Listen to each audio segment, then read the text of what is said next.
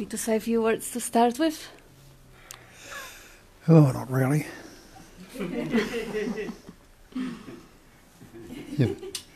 You've all heard what I've got to say many, many times. It's there in its simplicity. I've taken on board and recognised, instead of we all dive off into different tangents and go into all sorts of stories. I want to keep it simple. Keep it on. Nothing's ever happened. No creation, no creature. It's all no thing. The only thing that differentiates it is the labels or words we put on it. And to point out, as you look at the word and see the word's not the real, and what words were you born with? And I tell you, it's that chit and ander, it's existence, consciousness, bliss, being, knowing, and loving to be. And the other two factors are nama, rupa, name and form. They're both labels, name and form, both words. But when you investigate the words, you'll see the word's not the real. It's all something we've picked up or learnt along the way. Not denying or negating the manifestation. Everything is as it is and always will be. The pattern, shapes and forms in which it appears will still appear to be so. But knowing the truth about them, that's what they are. Phenomena, phenomenal manifestation. And the definition of phenomena is that which appears to be. It's only seemingly so, like the water in a mirage. Appears to be water. The rainbow seems to be real in the sky. Investigators said not. The ocean seems to be blue. The earth seems to be flat when you look at it from investigating all those things, you see it's not so. When you investigate yourself along the same way, you'll realise the old scriptural saying, know the truth will set you free. What are you free from?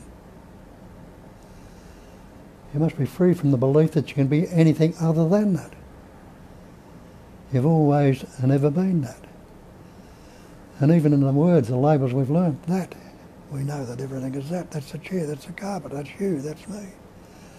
The differentiation in the thatness is the labels and words we put on. And you recognise the word's not the real? How can you utilise words, or words will be utilised? There's no you to utilise them. Nothing to get. There's one essence appearing and expressing as everything. And you can only be that. No separation. All these things they go into that. And they call it non-duality and non-duality. And people get locked up in this non-duality idea. But can there be one without the other? Can there be duality without non-duality? Can there be non-duality without duality? And are they ever separate? Or are they, like we say, they're two ends of the one stick? The stick's got two ends to it, a thin end and a thick end, or a bad end and a good end. But it's still the same stick. So everything in this manifestation, and that's all the manifestation is made up of, things. You and I are things. We put the label on the thing and differentiate. Everything in this manifestation is no thing. Because the base it appears on is the silence and the stillness, the emptiness. And that silence and stillness they call Brahman, Shiva, and all the different names of God they put on it, Buddha, Jesus. They're just labels we put on the no thing to give it some seeming existence. There's nothing simpler than this. Get into the stories if you want, and which you continue to do, which you probably will. I dig into stories sometimes, it makes no difference. But they cannot be believed in anymore. So that's all I've got to say. You can take it and it might chip in with something else later on. Okay. Thanks. So Bob just said, I go into the story sometimes. That is what it is, how it is. So how come? 42 years and still story comes up. And the idea that I go to the story, of course there is no I that goes there. It's just a story appearing on the screen.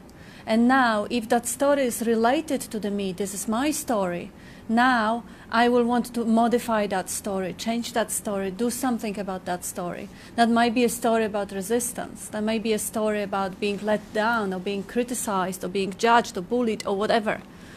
So if this is my story, that will be involvement in it. But if this is just a story showing up, and you don't do anything about it, you don't touch it, you can just see how it changes.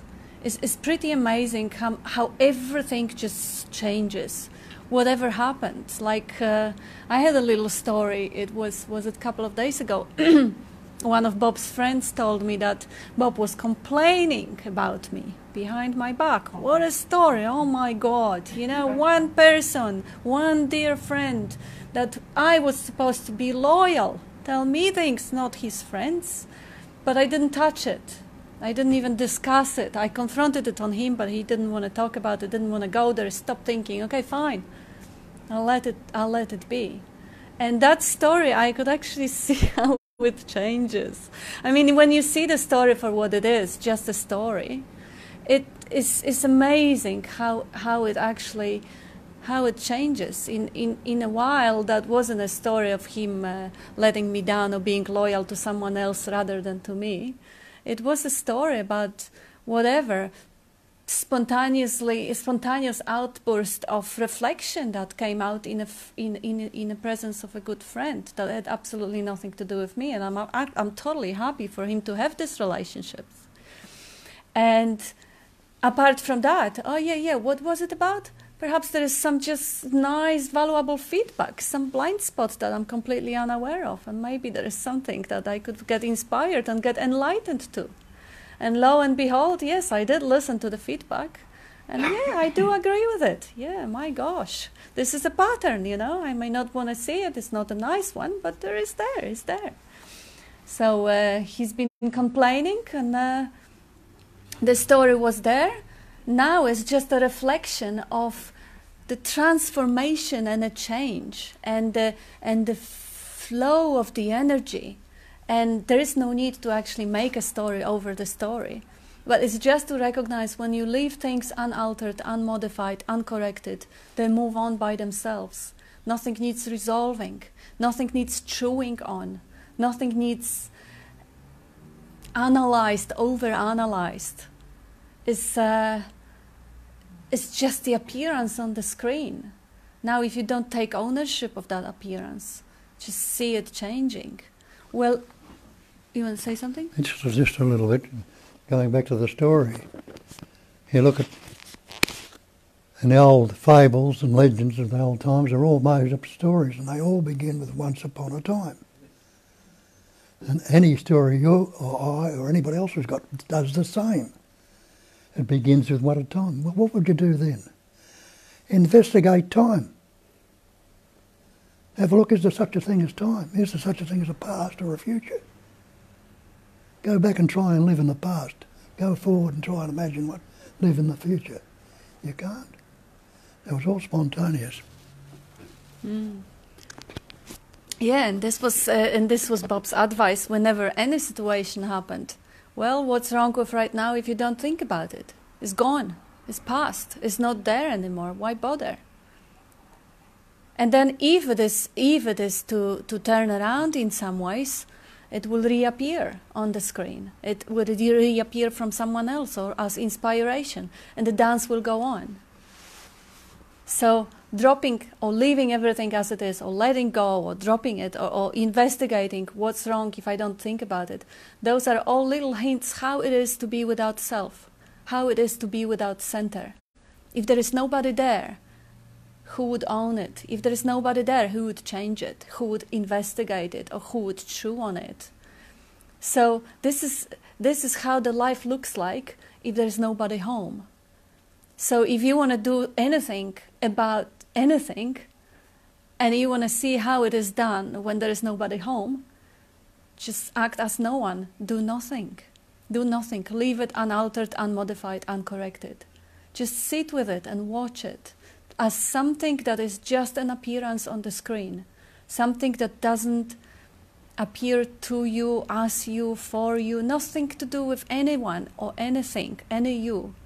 That's when the life becomes light.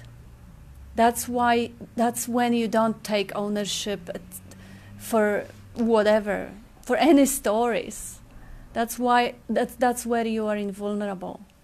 And it doesn't mean that everybody will love you right away, or that this particular pattern will resonate and everyone will come into it. Of course, you know, if you're a dog, you keep barking, cats won't like you. I mean, so what? But even though they don't like you, or even though you don't like them, you may actually see them in a way that you totally love them. You don't like them, but you love them. If you see someone who is very judgmental of you and you don't really, of course, you know, nobody wants to be slapped in the face or beaten by the dog. I mean, why? Of course not. But when you see this pattern of the offender as someone who is the whole universe that's shaped into these strategies of behaviors and is totally doing their best and is totally doing it out of the every prior moment of conditioning, and it has absolutely no choice to do anything else at given moment, is not a doer of it really, that's the dance of the universe, then you may not like the interaction, but you totally appreciate the collective appearance of that pattern.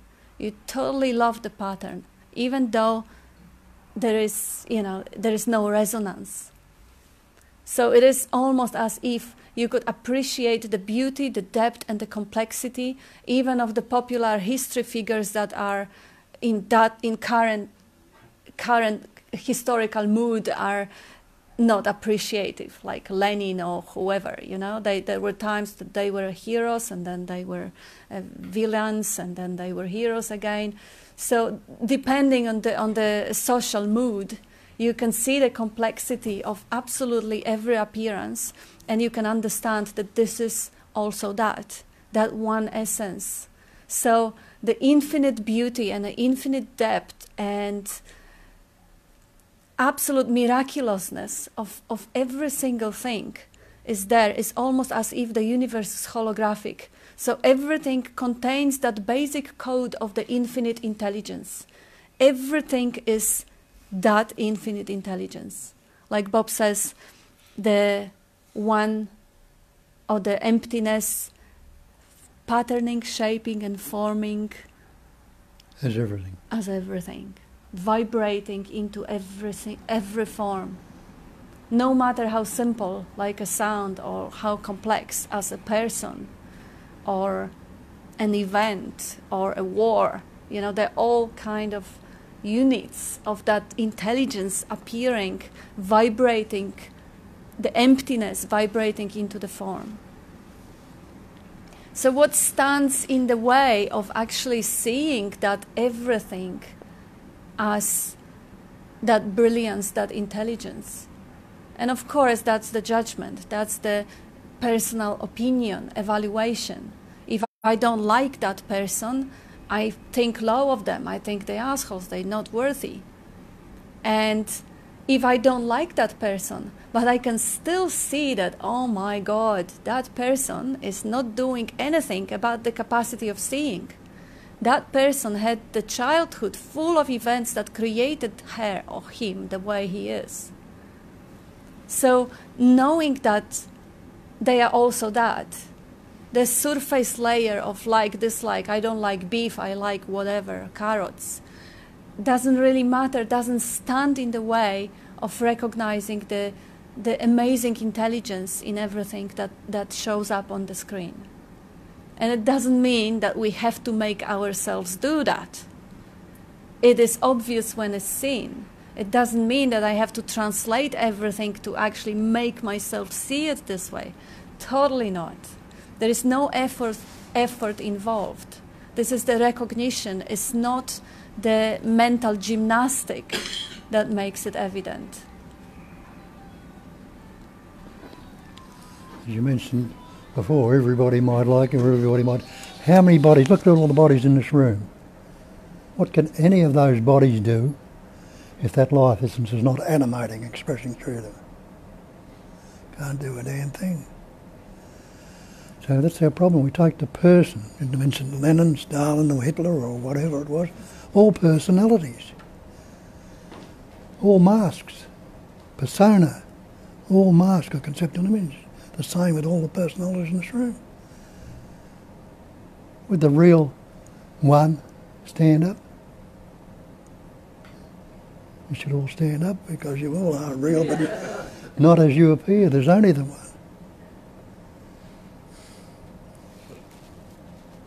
And what is that one? Is that one to which we always come back, and that one that is the only one worthy of actually sitting with, really, is that essence, the source of all knowledge and all that is known. And that's the consciousness that I am. That's the sense of presence or awareness of presence. This is the only thing that is actually required to be recognized. I mean, it's not even a process of recognition. It's really resting the attention on that very fact of our own being. So if that is brought back to the attention, because it usually stays in the background, and on the foreground is whatever appears on the screen. So the screen is not really noticed, the content is noticed. But if the attention rests back on itself, on its own source, like what is the source of attention? What is attention? Where does it come from?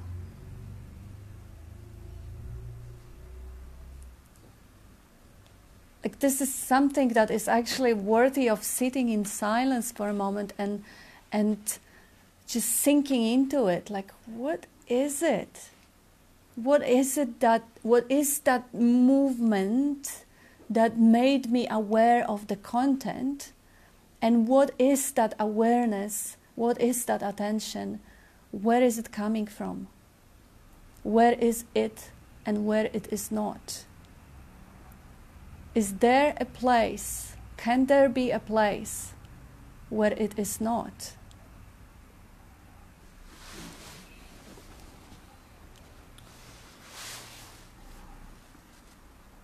We all use words. Now, if words weren't meant to be there, you would never have learnt them. The cat, the dog, the horse, the crow or the bird don't learn words. They make sounds to discriminate. Words can be utilised. But the problem is we don't utilise the words. We let the words utilise us, tell us, put this conceptual image on it, and we believe what the conceptual image is to be the real. But that's why we say the word is not the real. It's not the thing. And you look at it and you see that. Investigate it a little bit and have a look. Is the word water? Can you drink it? Can you swim in it? Can you drown in it? The word fire. And the main one is this word I or me.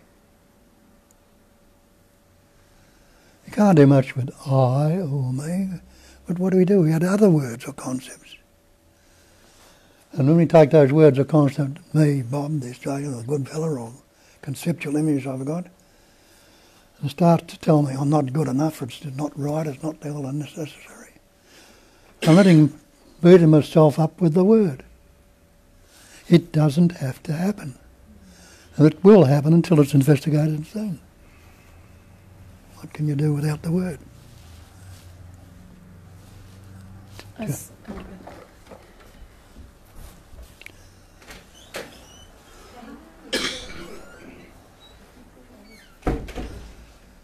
So it doesn't mean to say you have to do away with words.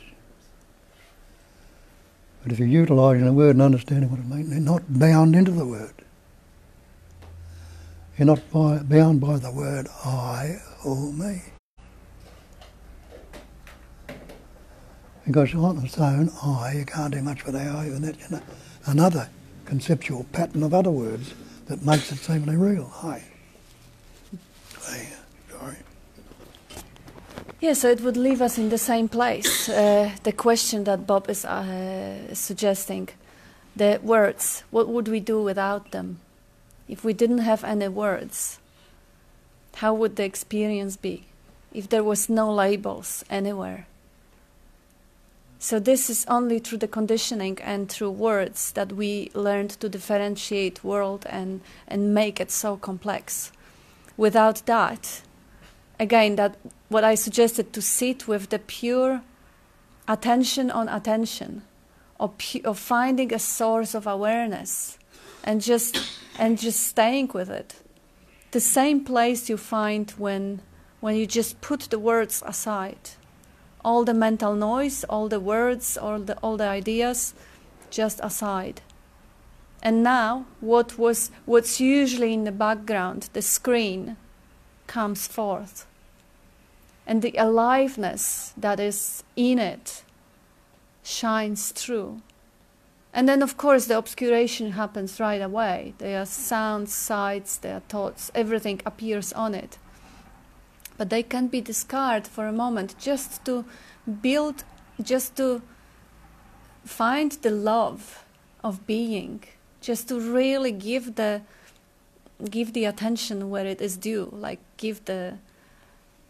just come home, just for a moment. Stay in that place which is the most intimate and the closest that we could ever experience. So this is really to just savor it for a moment. Because when we find the way back home to that place of stillness, that place of silence, then it's very, very easy to see what obscures it. But if we don't have the proper taste of it, then it's actually the obscurations take the best of us. So really cutting off from the distractions, from the past, future stories, sensations, and seeing back what is the source of attention? Where is the knowing coming from? What am I? What is that sense of presence or being? Or what am I knowing with? What is the light in which I see? What is the light in which I see everything? What is that awareness, that intelligent being, that awareness of existence?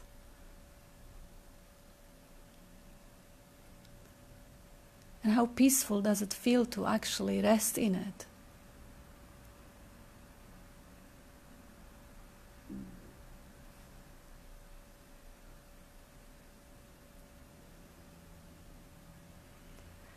And if we fall in love in that, it will naturally just come back.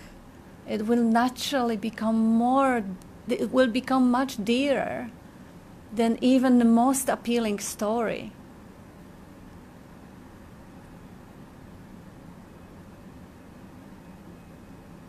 So a lot of people do the investigation and find the way through, but the love is missing. I personally think it's just so much more pleasurable with love. It's just so much easier to fall in love with that stillness that you are. And instead of running away from suffering and doing the mind-boggling investigation, I'm not this, I'm not that, I'm not, which is very, very helpful and which resonates with many, many people and which is totally to be utilized. But when there is love for that closest, most intimate place, the home, the heart of hearts, the core of being, it's just so much more easy. There's no effort. Because love is what attracts us. So natural attraction to it grows. And then naturally we want to come back to this, to that sweet place. Distractions are very easily recognized then. And there is no running away from suffering, and there is no trying to suppress the thinking or stop the distractions. It's just to recognize them. Cloud. Back home. Oh, another one. Back in that sweetness of being.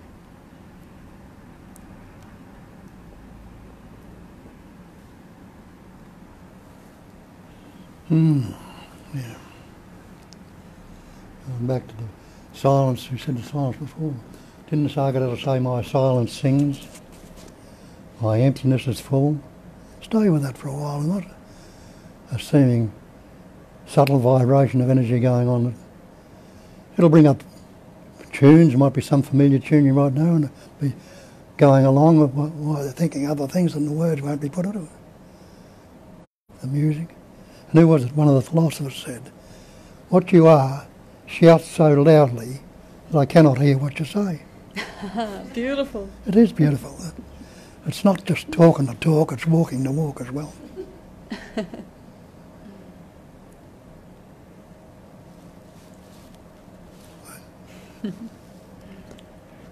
Just savor the silence.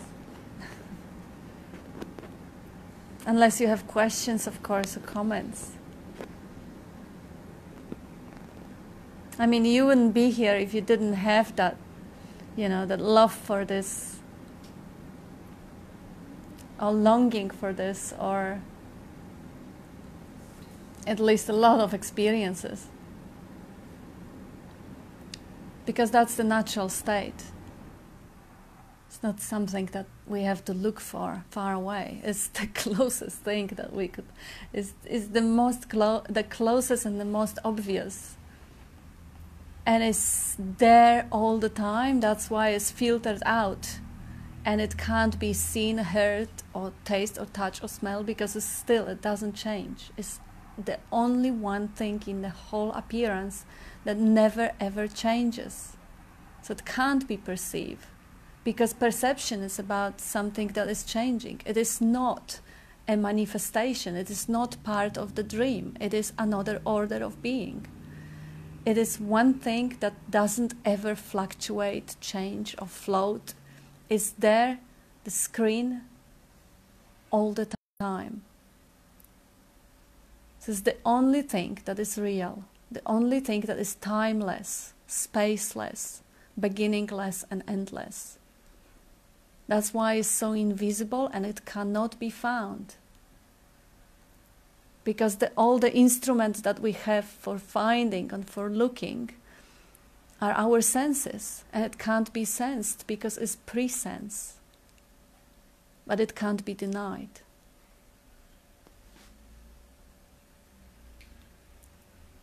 So when you say it can't be sensed,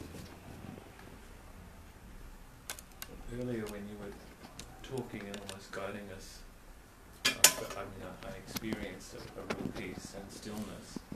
So if you're saying it can't be sensed, and I sensed a stillness and a love. Totally, yeah. You're right.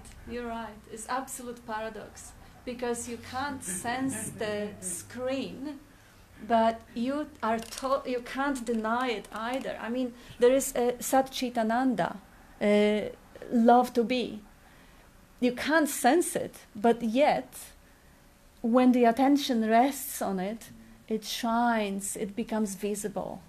So it kind of almost become like, almost you could say you can sense it. But you only sense a disappearance of disturbance. You sense what's going away. You sense the clouds going away. The shining sun or the sky, it is unsensible. You sense it as the opposite to the distraction. The peace is an absence of disturbance. The silence is an absence of noise. So it's a paradox. You're totally right. You can't sense it in a way as the absence of the sensory disturbance. Yes. Yes. It's also just we're so used to using a particular type of language. Now, what came out of you was, but I sensed it. Now, if I was to ask you to describe what that sensation was, could you?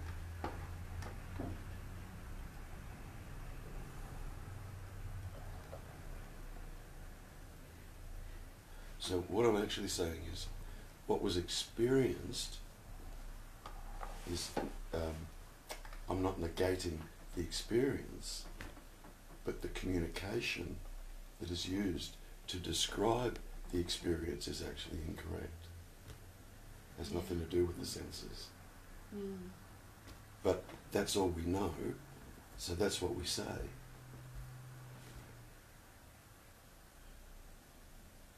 Anything that's connected to the senses is connected to the body and is objective. Can't be it. It's purely objective. If you can be aware of the senses, if you can be aware of the body, there's something else that's aware of that. Those senses. So this is prior to that. Pre the senses. Now, it sounds pretty fluffy. No, it's perfectly said. Yeah. Exactly. But until that's seen, that sounds very fluffy. But at the same time, you know, when Tas is saying, and you're completely right, you know, you kind of sense response to it. When the love starts flowing, that love for the silence starts flowing, that's a response which has physical component. Your brain starts throwing serotonin and dopamine, and you feel pleasure, you feel bliss. Your body is, you know, your blood is circulating in a new way. There is more oxygen. You are breathing differently. That's the response, and that can totally be sensed. But as Terry said, those things are actually objects in awareness. The response, the bliss, the blood flow, the breathing, the pleasure, those can be sensed. And yes, when I say sit in that no place like home, that sweet core of essence, heart of the hearts, yes, you are going to be experiencing that bliss. But you are not experiencing presence, you are experiencing the response to the body, a response of the body to the absence of disturbance and resistances and obstacles. It's like this is the natural state. Yeah, that got through. It was really helpful. Yeah. It was the absence Mm-hmm. to the natural state. Yeah. Makes sense. It got through. Can you negate that? No. So that's the changeless. Mm. We get, you know, we come here and to start with, primarily what we're attempting to do is to go searching for or looking for the me. Is it real? Does it actually exist?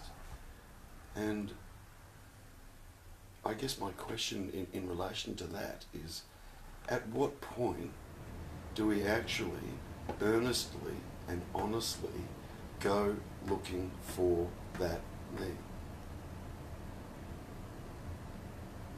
Because initially we come in and you know, we wear as a skin all the conceptual ideas and beliefs and who I believe I am and so on and so forth. We wear that as a skin and take that to be who I am. That is who I am. Then after a period of time, you know, there starts to get a little bit of distance up between all the thoughts and all the noise and the white noise and the judgments and belief systems and so on that go on in our minds. There starts to get a little bit of distance from that. Okay. Then we at least get to a point where we can say, oh, okay, I can see I'm not that. But my question is, at what point do we genuinely actually go diligently looking for that core sense of me? Because until it's seen, it feels subjective. It feels like it has a core.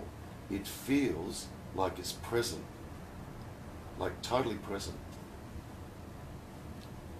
So at what point? What point do we actually really go looking? At what point? When? When? And if we're not genuinely really going looking, what are we doing? That's not a criticism either. But what are we doing? If not that, what are we doing? Still looking at the objective. Whether that be the body, whether that be the senses, whether that be thoughts, whether that be feelings, whether that be ideas, whatever the case might be, we're still caught up in the objective. There's still something here that's aware of all, that has become aware of all of that, and that is here, that is aware of all of that. We're still not looking at that. What's that? We're still not going there. Hello? Fuck you. When, at what point do we actually turn, and I kind of almost mean this literally, turn and look? What point?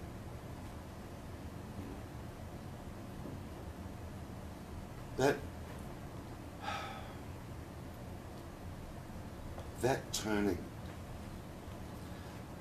for me, I got to a point where I could see that anything objective wasn't who or what I am. Okay?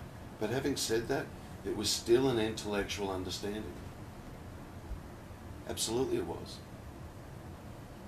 No doubt, it was still an intellectual understanding. Yep, I get it, I see that, it makes sense, you know. So for a long time, well, time's relative, but, you know, over a period of time, what we fail to see is that on this search or on this quest, we keep fucking bringing the ego or the me with us. We do. So the ego seems to have, you know, some control, a bit like how you can hold your breath, but you can't do it for long. And same with thoughts, it seems like you can direct them a bit, and I don't know how much you can direct them, but I can sort of see that they might conk out like holding your breath. And so I'm a bit lost in, you know, thoughts that I feel like I can direct. So what's the question, Tony? Are thoughts a bit like holding your breath? You can sort of direct them, you know, marginally, and it just intelligence takes over or whatever. So you think there is two of you? There is someone who has a little bit of a control and intelligence. Somebody who can say. But could you hold your breath if you didn't have the thought to hold the breath? Like, see. Well, that's where I sort of see that I have some. Has some control over my thoughts. But now, what's your next thought is going to be? If you think you have the control over your thoughts, you know your next thought? No, I don't. No, so you recognize... But sometimes I think I do, you know, thought will pop up, and then I'll go to the fridge or something. That's right. But see the analogy, the thought pops up, you don't know what it's going to be. No. But when the thought pop up, you know what to do, of course. Yes. Because the thought is doing it, it's not you doing it. The thought is exercising action. A thought's a bit like holding your breath. Yes, when the thought comes to hold your breath, you hold your breath. When the thought comes, go and have a cup of tea, you go have a cup of tea. Another thought says you can't hold it anymore. Yes, and another thought, exactly right, like that. So the thoughts are running the show, not you. You have absolutely no power. Well, I still sort of think that I do have some. Yeah, but what is it? And dominates a lot. Yes, what is it that that can dominate or choose over thoughts? What is it if not another thought? There are many God box popping out thoughts. See, because this is precisely what Terry is pointing at, and this is a very, very important. This is a crucial point, and I'll give it back to Terry. It's just that I wanted to add, you are thinking that there is a me that can act out on thought to a certain extent. Now, certain extent. Yes. Very limited because. Now, yes. What is that me? Terry, take over. You bested it. Yeah, I mean, ultimately, that's what you have to come to, which is what I was alluding to. Yeah. At some point, there is the absolute awareness that or understanding that whilst I've been on this path of self-inquiry, where I've arrived is, yes, I can see and I'm aware that I can't be anything that's objective. So there's got to be a subject here. Okay, there's got to be a subject here. That makes sense. Now, at that point, whilst that understanding and whilst that learning is still intellectual, and it is, fucking don't be fooled otherwise, it is, okay? It's purely intellectual. Once one arrives at that space or that even that understanding, there still feels like there's a subjective me here. There still feels like a core here. I still feel like I am. I still feel like I'm here. I still feel like I'm stuck. You know, like I get all that. Like I get it. I see it. I understand it. Got it. Fucking now what? Like, seriously. Now what? You know? For me it got to a point where I knew, somehow I knew that I wasn't going to hear anything from anybody else that I hadn't already looked at or understood. Hadn't already looked at or understood. But what I was left with was this core sense of me, this core sense of presence, that I'm still here and I still feel stuck. So my question earlier was, at what point do you actually really, genuinely, earnestly go looking for the me? And I would suggest, from what I've just said, is at that point. Is it a point? No, it's just purely terminology. Point Yeah, it's just now. Purely. It's always now. Purely. It's now. full stopping at a point. Yeah. Going to merge back into it. Yes. So there comes a time, not a point. You've got to use the And word. there is I no do. time either, hey? I know, that's why I would, Just kidding. whatever just I throw kidding. up. But, Anyway. and I'll use the word point again, it doesn't matter, but there comes a point or there comes a time when you literally get thrown back on your own resources. Has to. It has to. Well, And But yeah, my you're me thinks it's making progress, and maybe. that's okay, Tony. Yeah. And look, I'm not just necessarily saying this. I'm not necessarily just saying this to you either. No. Yeah, because I'm you're just you were speaking. a step ahead, I think, Yeah. Terry. Because Tony, I get the feeling that you still kind of believe that there is a doership, that there is some, that you have part of the control, and the rest of the control life has. Like you have no control over your seeing or heartbeat, but you still have a little bit of a control over thoughts or holding your breath. So it still feels like there is someone who has the power or someone who has the control that has been given from life, of course, because if you were dead, you wouldn't have that control. So obviously it is, but there is a someone that is between the pure life and the appearance. And that also doesn't have much control. Not much, yes, just a smidge. So now there is a point, because Terry is totally on the ball, but is a step ahead. Terry is talking about the situation where you have absolutely no doubt that there is no personal doership at all. So you still think there is some. Investigate how much control you have, really honestly, really earnestly. Not much. How little? How little? You can hold your breath, can you? Okay, yes, okay. So let's say you can only just hold your breath and maybe choose between two thoughts or something like that. So now investigate how it really happens, the holding breath. Like, can you hold the breath if the thought doesn't occur to hold your breath? If you don't have any idea about holding breath, can it happen? No, it can't. So, okay, so you have control over holding your breath only if that random thought happened to occur. Randomly, spontaneous. Yes. So you don't really have control. The thought has to occur first. And can you make that thought occur? Can you kind of bring that thought? No, you can't. Okay. So see, there is not much control. It seems like there is control over the breath, but it only is there if you are awake, if you have that thought, and if that thought is strong enough that you act on it. Because sometimes the thought may come, I can hold my breath, but this doesn't happen. And sometimes the thought comes, I can hold my breath now, and it happens. So it depends whether that thought has enough energy in it to exercise action. I can have the thought, I go and have a cup of tea, and not go. Or that thought will be so persistent that I'll just see my body going. I will have absolutely no saying. So it doesn't depend on me choosing to act on thought. It depends how charged the thought is. Like, see the dogs when they pass each other and they start violently barking. If they chose it, they didn't. It was just a response. So see, sometimes the thought, the predominant, very strong thought occurs to you, I'll go and have a ride on a bicycle. And you find yourself going. And sometimes the thought is weak. Yeah, I don't know, maybe not, well. And the thought doesn't exercise action because it doesn't have that fuel in it. It's not burning. It doesn't have power in it. So it's no you actually putting that power into a thought. It's life.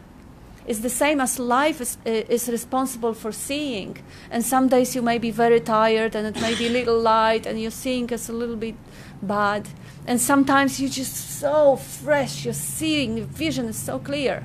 Same with thoughts. Sometimes the thought is so strong, it's so direct that you have clear guidance and you see the body following it. And you don't even argue with it because it has absolute, is in charge. That thought is in charge of the show. And sometimes the thought is kind of vague, like a cloud in the sky. Maybe it will get the show, maybe it won't. So it really is just the screen and the show of thoughts. The strong thought will get you there. The strong story, I'm unworthy, the same thing. It's just occurring, just appearing. If it's strong, if life fuels it, it's like balloon, like an air making. If it's really charged with that energy, Bob calls it energy of belief. That's a really good way to put it. Although there is not a believer that gives it, it's just life making it. That thought is already charged. It's almost made to flesh. Like someone has the vision how to paint the painting, and this painting is already appearing. That thought is so potent that it exercises actions. There's no you having. When you say, "Oh, that's a good idea." Yes. And every time when the idea occurs, just see how much have you to do with that, and how much choice of free will you have to act or not on that. If you really observed how much energy the thought already contains in it, it will completely make the I redundant. No, I feel as though I understand exactly. Yes, so now you are where Terry is. You know that you have no personal doership, no free will, whether you can hold your breath or not. Still a little bit? Yeah. Okay, show us where, how. Give us an example. I'm blank.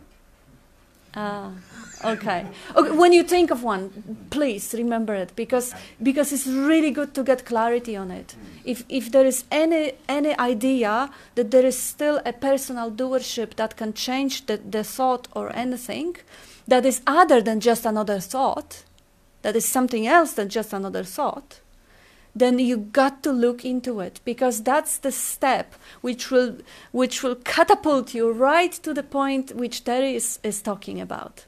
The point to which you have absolutely no illusion anymore about having any doership, and the only thing that is left is that sense, but there is still something, and there is still a me. And that me feels separate. That's how it feels. Like, oh my God, I can't do anything. It's thoughts doing everything. But there is still a sense of me. But because you still kind of have moments when you feel that this me have any choices or makes any decisions or does anything, just pinpoint that moments and go really deep into it and see if really there is a me doing it, or it's just another thought that has so much charge in it that the action is exercised. You had a taste of it then when you asked how much is there, and you said, I've gone blank. Yeah. When the blank was there, what could you say about it? When the blank was there, you didn't have an answer, did you? You couldn't say anything. But you didn't disappear. Didn't disappear, your heart didn't stop beating. No, No. No. Just as well. Just as well, without your volition, without your any input or contribution from Tony, the whole thing is working perfectly well. Without the mental image of Tony, without even having an idea, because when you blank, you don't even know what you are. Just have that awareness. And yes, I really yes. like the word absence. It really did something because I suppose I've been in a process of letting go what I'm not, but having a deep fear that without those things I'm nothing, no thing. Yeah. But in that, I suppose that sequence that you, I don't know, just that heartfelt. That's right. That was coming out of you earlier. To take a garbage out and well, it's that's still what out. is there. Yes. And I suppose I was terrified of letting go of even my thoughts because I thought I would die. That I would die without them, that I would disappear. Oh, it's just so beautiful. But so much love.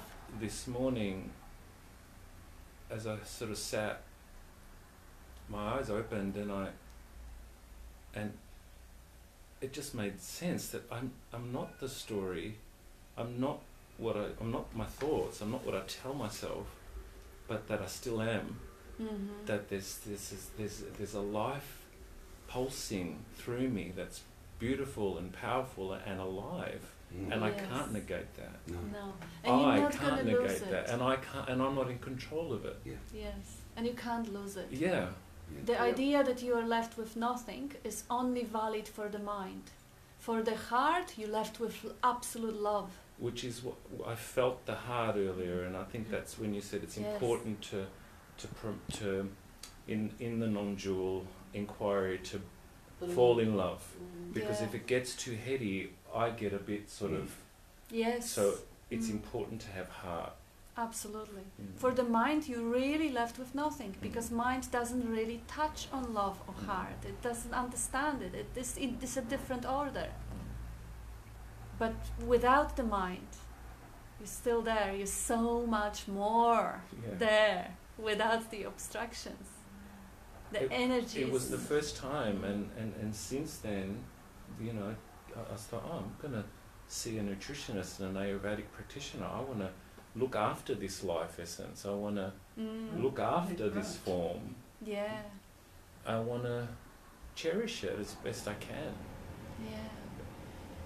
And then you know in another 30 years you'll be falling to bits. Which is fine, but I suppose I didn't love myself, love enough to look after this or anything. Okay. So it feels good to, it feels like I'm stepping out the front door, stepping out of the door. Beautiful. They call it temple. They say, you know, this is the temple. You are the awareness that abides there, or God inside the temple. Of course, there is no separation. They are one and the same. Body is just expression of it, and the awareness is an expression of it. Everything is it. But yeah, looking at it as a temple, appreciating it. Which, it feels that love is the one that does that. Yes. I was just telling Terry before, I had a dream last night that Bob was breaking down my front door, so this is kind of interesting timing.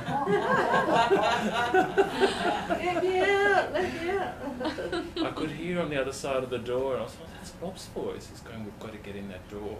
And he was pushing the door. Well, have a look at that word absence. Absence of the sense of presence, absence of the absence of presence, and absence of the absence. What are you going to fixate on then? Yeah. Absence of the absence of absence.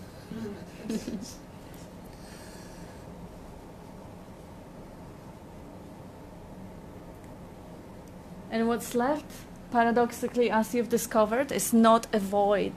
It's not a vacuum. I don't die. There's no death in it. Absolutely. There's life in it. It is. Well, if you're not conceptualised, it must be joyousness there. We put that word on it, but it's not it. A natural joy of being, sense of being. And flow that's ever present. It can't be negated.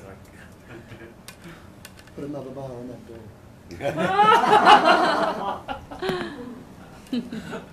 You reckon it's just the nothing that can be said, and then what you're talking about, the sensations that are noticed coming up in it, what you're saying, Paul, that's really what it is to me, and nothing that can be said.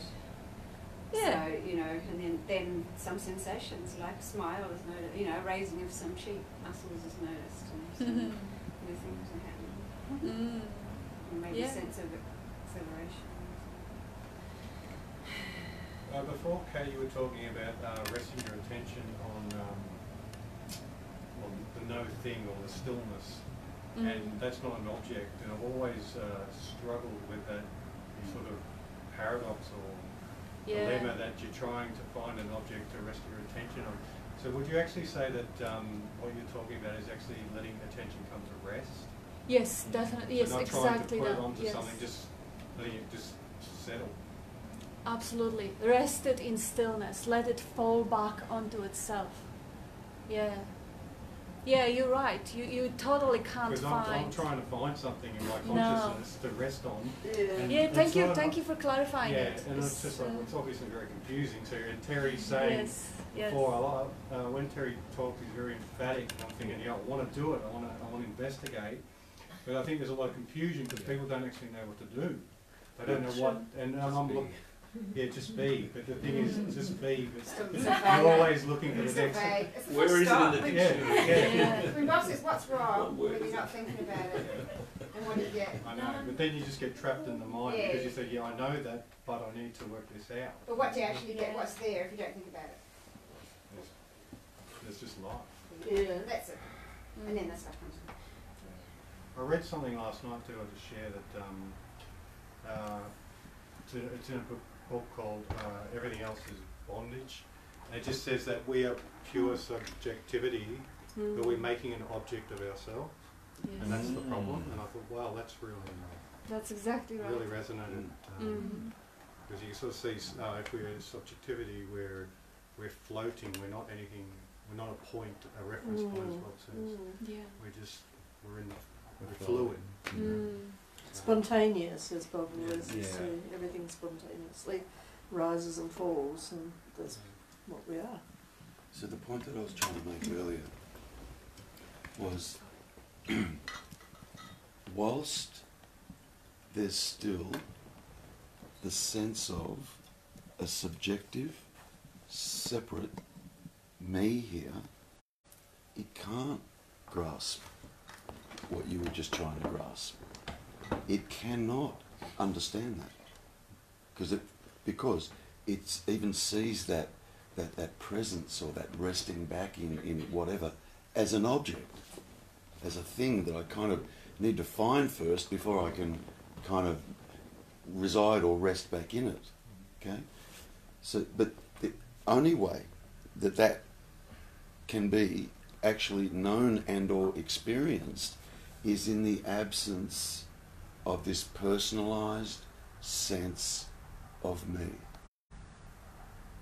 That's why it's the last thing to go. You will find, after you've been exposed to this for a long time, okay, there'll be a very, very clear understanding. Like there'll be a clear understanding. However, I still feel like I'm here. Yeah? And Kat might say, sit back, relax back, and just reside in that stillness, that sense of presence. A me can fucking not do that. Can't. Absolutely can't do it. So even when Kat's saying that, it's still a pointer. It's still, kind of hinting around something. But there's still something primary there that needs to be seen. That's why I said before, at what point do we really actually start to look? And it's at that point right there where you are right now. That's when you start to look. That's when the real seeking or searching actually starts. Prior to that, we come in here and correct me if I'm wrong, but prior to that, when we come in here, what we're using is our fucking intellect. It is. Trying to understand it. Yeah. total, you know, it totally is, and that's totally okay. That's just part of the process. Yeah. But I had a different journey where I didn't do that, but that's fine. Came up in moments when it did. Yeah. So you know, eventually you'll get to a point where you exhaust the intellect. In that you see it all. Yep, got it. I know it. Yep. Still, it's still all conceptual, mind you. It is still all conceptual because there's still a me here. So it's got to be conceptual. Has to be. Okay, but it's enough. It's enough to get you to the point where you actually now, instead of looking out, because we do, you know, we look out at everything.